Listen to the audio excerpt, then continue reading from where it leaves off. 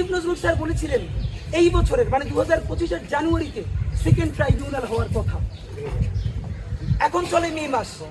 এখন যখন আমরা আন্দোলন শুরু করলাম তখন এসে আবার বলছে এই মাসে এই সেকেন্ড ট্রাইব্যুনাল হবে। গত 6 তারিখে আপনার শয়তানে কামড়াইছে, আপনি করেন না এখানে। আপনি এই নিষেধাজ্ঞা দিয়া কোন আদালতের কাছে পাঠাইলেন যেই আদালত এখন পর্যন্ত আওয়ামী লীগের ব্যক্তিদের বিরুদ্ধেই বড় রায় দিতে পারে না, আর সে দিবে আওয়ামী লীগের বিরুদ্ধে রায়। নাম্বার 3, এইবার এখানে খেয়াল করেন, আমি নাম বলবো না, প্রসিকিউশনের টিমের অন্তত 2 থেকে 3 জন আমাকে বলেছেন এইখানে আওয়ামী লীগের 5 থেকে 7 জন বড় নেতা যারা বর্তমানে আটক আছেন এবং তারা শীর্ষ ধনীয় বাংলাদেশের, তারা প্রসিকিউশন টিমকে বলেছে তাদের ব্যাপারে যে ফাইলগুলো হয়েছে, ডকুমেন্টেশন হয়েছে, জাস্ট এইটা যেন 2-3 মাস পিছিয়ে সাবমিট করে, তাদের আর কিছু করা লাগবে না, ডকুমেন্টেশন যাওয়া আছে তাই শুধু একটু যেন পিছিয়ে সাবমিট করে। কারণ তারা বুঝতে পেরেছে আগে যাদেরটা সাবমিশন হবে তার বিচার প্রক্রিয়া আগে শুরু হবে। 2 থেকে 3 মাস পিছিয়ে গেলে এর মধ্যে তারা বিভিন্ন নেগোসিয়েশন করে এটাকে তারা কমপ্লিট করে ফেলবে। আপনি তো জানেন আগের আওয়ামী লীগের সব বিচারকগুলো আওয়ামী লীগের। এবং দেখেন বাংলাদেশের সব থেকে ভয়াবহ জায়গা, সচিবরা ফ্যাসিস্ট আওয়ামী লীগের সব দোষর, শুধু দোষরই না, সেবা দাস, আমরা তাদের নাম উন্মোচন করব। পুলিশের মধ্যে তো আছেই, যাদের কথা আলোচিত হয় না তারা হলো গ্রেড 1 আওয়ামী লীগের সন্ত্রাসী, তারা হলো বাংলাদেশের আদালতের বিচারকগুলো। যমুনা ইলেকট্রনিক্স ঈদে ডাবল খুশি অফার সিজন 3, যে কোনো পণ্য কিনলেই পাচ্ছেন নিশ্চিত ঈদ উপহার। তারা হাজার হাজার কোটি টাকা মামলা বাণিজ্য করে, বিএনপি থেকে শুরু করে জামাত থেকে শুরু করে মানুষের মামলার রায় সে কি দিবে, এলাকার পাতি আওয়ামী লীগের অ্যাডভোকেটের মুখের দিকে তাকে তারপরে সে রায় দিত। আমরা জুলাই গণহত্যার মতো বিচারের রায় সেই সব ট্রাইব্যুনালে সেই সব বিচারকদের কাছে আমরা দিব, তাহলে আপনি কেন এর মধ্যে আরো বিচারক নিতেছেন না? এই প্রশ্ন উত্তর দিতে হবে। নাম্বার 2, আর একটা গুরুত্বপূর্ণ প্রশ্ন হচ্ছে, অনেকেই বলে ভাই আওয়ামী লীগ নিষিদ্ধ করে লাভটা কি হবে? ছাত্রলীগও তো আগে নিষিদ্ধ করছিল, তো ছাত্রলীগ নিষিদ্ধ করার পরে তো ছাত্রলীগ মিছিল দেয়, মিটিং করে, জয় বাংলা বলে, তা আওয়ামী লীগ নিষিদ্ধ করার পর তো এটা হবে। এখানে দুটো কারণ ভাইরা, আওয়ামী লীগ নিষিদ্ধ করা এই জন্য জরুরি ছিল, এই কয়দিন আগে ধানমন্ডি, তারপরে রামপুরায়, তারপরে উত্তরায় মাঝে মধ্যে ফ্যাসিস্ট খুনি লীগ অনেক টাকা দিয়ে কিছু লোকদেরকে নামানোর চেষ্টা করে, রাইট? এখন এদেরকে প্রতিহত করবে কে? দেখেন আপনি আমি এদেরকে যদি প্রতিহত করতে যাই তাহলেই বলবে মহাবুশকে দেওয়া যাবে না। আর যদি স্বরাষ্ট্র উপদেষ্টা বলি, স্বরাষ্ট্র উপদেষ্টা বলেন এদেরকে ধইরা থানায় দেন, পুলিশের কাছে দেন। খেয়াল করেন, যারে আপনি নিষিদ্ধ করেন নাই, যে নিষিদ্ধ সংগঠন না, সে যদি এখান দিয়ে মিছিল করে যায় তারে ধরার কোনো এখতিয়ার আমার আছে? মানে রাষ্ট্র আমাকে উস্কে দিচ্ছে তুমি অপরাধ করো, আপনি তারা নিষেধ করেন না, অথচ আমার বলতেছেন এই মিছিল তুমি ধৈর্য ফেলাও। ভাই আমি কেন ধরবো? আমাকে আপনি অপরাধী কেন বানাচ্ছেন? আপনি করেন কি? তো এই যে তাদেরকে যেন আইনিভাবে ধরা যায়, জনতাও যেন ধরলে তাকে ধরতে পারে, এই কারণে আইন হওয়া দরকার ছিল 1। নাম্বার 2, এখন যেটা করতে হবে, এই যে নিষিদ্ধ সংগঠন আওয়ামী লীগের যত নেতাকর্মী এখন স্যাবোটেজ করবার চেষ্টা করছে, গুপ্ত হত্যা করবার চেষ্টা করছে, আগে গণহত্যা করেছে, তাদেরকে গ্রেফতার করবে কে? পুলিশ। একটা খুব গুরুত্বপূর্ণ প্রশ্ন আপনারা শোনেন, এই যে পুলিশ গত 15 বছরে যে ম্যাসাকারগুলো শুধু করে নাই, মানে পুলিশে নিয়োগ দেওয়া হয়েছে কাদেরকে বলেন?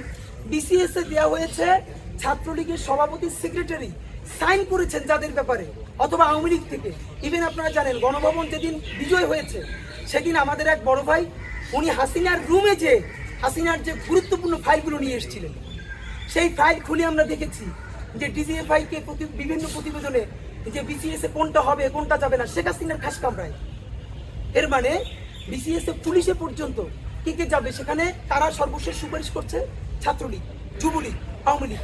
এর মানে যতগুলো বিসিএস ক্যাডার নিয়োগ দেওয়া হয়েছে, specially BCS police, BCS admin, foreign, এইগুলো আউট অ্যান্ড আউট, এগুলো সব আওয়ামী লীগের শুধু দোষণ না, এগুলো বিরাট আওয়ামী লীগের সিন্ডিকেটের অংশ। তারা তো এখন সবাই বহাল তবিয়তে আছে। পুলিশের এসআই দেওয়া হয়েছে, কনস্টেবল দেওয়া হয়েছে এলাকার পাতি গুন্ডাগুলোকে 20 লাখ 30 লাখ টাকা করে। এখন দেখেন এই পুলিশ যে নিজে ছাত্রলীগ ছিল, যুবলীগের আত্মীয়, আওয়ামী লীগের আত্মীয়, সে কিভাবে এই আওয়ামী লীগকে গ্রেফতার করবে? তার কি সেই মোরালস আছে বলেন? তো নাই। এখন আমাদের কি করা লাগতো? এই 1 বছরের মধ্যে আমাদের কমপক্ষে 40-50 হাজার নতুন পুলিশ নিয়োগ দেওয়া দরকার ছিল। আমরা চাই এই জুলাই একক কোনো দলের ক্রেডিটবাজি করা চলবে না। এই জুলাই জনতার বিপক্ষে যেই রাজনৈতিক দলই দাঁড়াবে তাদের বিরুদ্ধে, বাংলাদেশের রাজনৈতিক দলের বিরুদ্ধে বাংলাদেশের জনগণ দাঁড়াবে। আর এই জনতার সাথে যে থাকবে আমরা তাদেরকে যে কোনোভাবে কনগ্রাচুলেট করতে আমাদের কোনো দ্বিধা নাই। আপনাদের মাধ্যমে জানাতে চাই, এই সরকার অত্যন্ত টেকনিক্যাল কারণে, আমরা এটুকুন বুঝি, সে দল নিষিদ্ধ না করে কার্যক্রম নিষিদ্ধ করেছে। এবার আপনার কাজ, আপনি আদালতকে দিয়ে অ্যাক্টিভ করান। সর্বশেষ আমাদের যুক্তি, অনেকে একটা প্রশ্ন তোলেন, উত্তরটা বলা খুব জরুরি। ভাই, এই সরকারই যদি নির্বাহী আদেশে আওয়ামী লীগ দল নিষিদ্ধ করে দেয়, তাহলে এর আদালতের কাজকে আপনারাই তো করে দিলেন, তাহলে তো শাহবাগের মতো করলেন। কথাটা ভুল। আবারও বলি, কথাটা ভুল। বাংলাদেশ রাষ্ট্রের 3টি অর্গান, নির্বাহী বিভাগ, বিচার বিভাগ, আইন বিভাগ।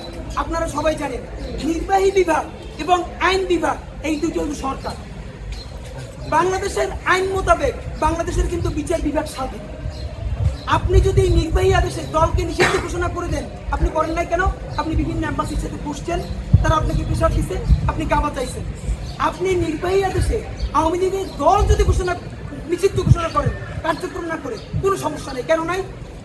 আদালতে যখন যাবে, আদালত তো আইন অনুযায়ী পুরো স্বাধীন। নির্বাহী বিভাগে যেই আদেশ হয়েছে সেটা মান্য করা আদালতের 1% কোনো বাধ্যবাধকতা নাই। এমনকি সরকার আইন যদি নির্বাহী বিভাগে যদি আওয়ামী লীগকে নিষেধ করে, আর আদালত যদি মনে করে না নিষেধ করা যায় না, তাহলে আদালতের এখতিয়ার আছে সেই নিষেধাজ্ঞাকে প্রত্যাহার করা। তাহলে আইন মোতাবেক যেহেতু বাংলাদেশের বিচার বিভাগ স্বাধীন, তাহলে এই কথা কেন বলেন যে নির্বাহী বিভাগ যদি বিচারই করে দেয়, নিষিদ্ধই করে দেয়, তাহলে আপনারা যে বিচার করে দিলেন আদালতের কাছে? কি না, আদালত স্বাধীন সত্তা, আদালতের বিচার আদালত করবে, নির্বাহী বিভাগের কাজ নির্বাহী বিভাগ করবে। আমরা কি পারি না, আমাদের ব্যর্থতা কি জানেন? এই যেই দলটা ঐতিহ্যবাহী মুক্তিযুদ্ধের চেতনা, এই হাবিজাবি বইরা কতগুলো গণহত্যা চালাইছে, সেইটাকে নির্বাহী আদেশে সেই দলটাকে বাংলাদেশে নিষিদ্ধ করা হয়েছে। এইটা আগামী 1000 বছরের বাংলাদেশের জন্য বিজয় হইতে পারত। সেই জন্য টিকেই রাখতে পারতাম কি পারতাম না সেটা পরের কথা।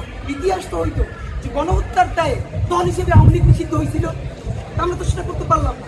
তো সরকার, আপনার যদি এখনো সুযোগ থাকে, আপনারা আবারও বিবেচনা করেন, আপনারা কার্যক্রম নিষিদ্ধ না করে দল নিষিদ্ধ করেন। আর যদি এরপরও মনে করেন এম্বাসির চাপ আছে, তাইলে দ্রুত ট্রাইব্যুনাল দিয়ে বিচার করানোর ব্যবস্থা করেন এবং জুলাই ঘোষণাপত্রের জন্য রেডি হবে। আমরাও ফাঁকে আপনাদেরকে আবার ছাই মাইকে ধরার জন্য রেডি হইতেছি।